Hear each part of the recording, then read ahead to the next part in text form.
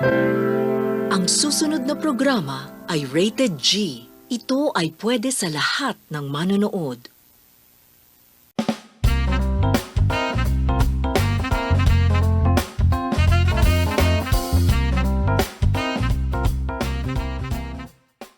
Hello guys! Welcome back sa Prince Entertainment. Sa videong ito, tuturuan ko kayo kung paano maintindihan ang mga leksyon sa basic accounting lalo na sa mga estudyanteng kumukuha ng kursong may relasyon sa accountancy o commerce. Handa na ba kayo? Bago ang lahat, huwag kalimutang mag-subscribe at i-click ang notification bell para sa susunod pang mga videos.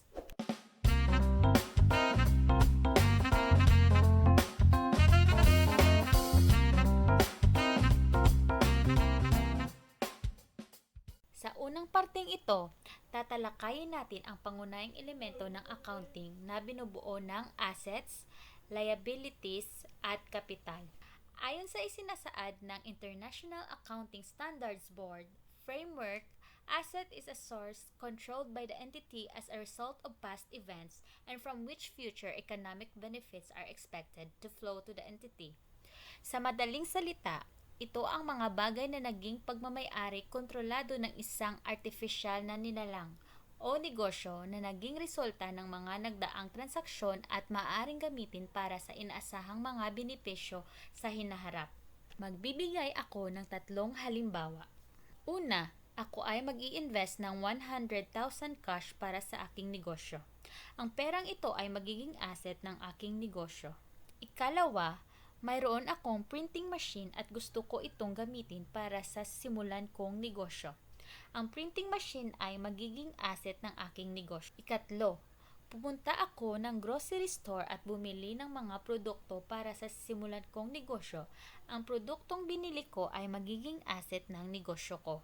Ilan sa mga karaniwang halimbawa ng assets ay cash, accounts receivable, inventory, supplies at property, plant and equipment.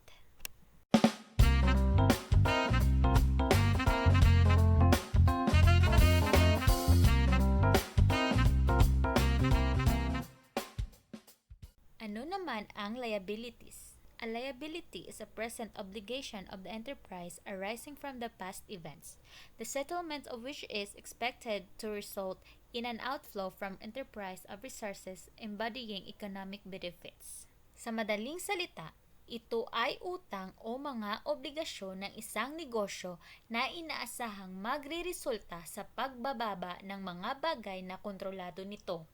Halimbawa, umutang ako ng produkto para sa aking negosyo. Ang utang ay may kinalaman sa produktong natanggap. Ikalawa, umutang ako sa bangko para pandagdag sa pondo ng aking negosyo sa pamamagitan ng isang promissory note. Ang utang ay may kinalaman sa perang natanggap na nakasaad sa promissory note. Ikatlo, gumagamit ng renta ang aking negosyo at kailangan bayaran sa bawat katapusan ng buwan. Ang utang naman ay may kinalaman sa gastos o paggamit sa pagrenta.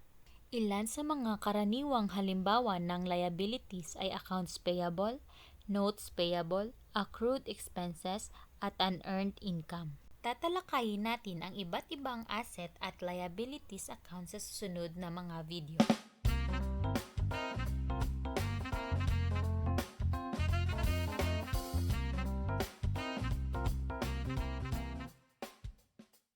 Ano naman ang kapital? Ito naman ay tumutukoy sa sobrang bahagi ng pangkalahatang assets matapos ibawas ang pangkalahatang obligasyon o liabilities. Kaya naman, makakagawa tayo ng isang accounting basic formula na assets equals liabilities plus capital.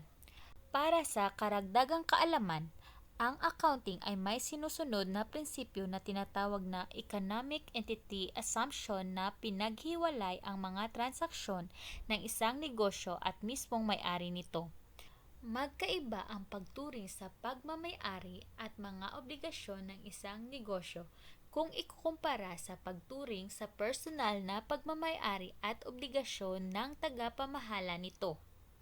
Upang mas lalo pa itong maintindihan, pindutin ang subscribe button at notification bell para sa susunod pang mga video.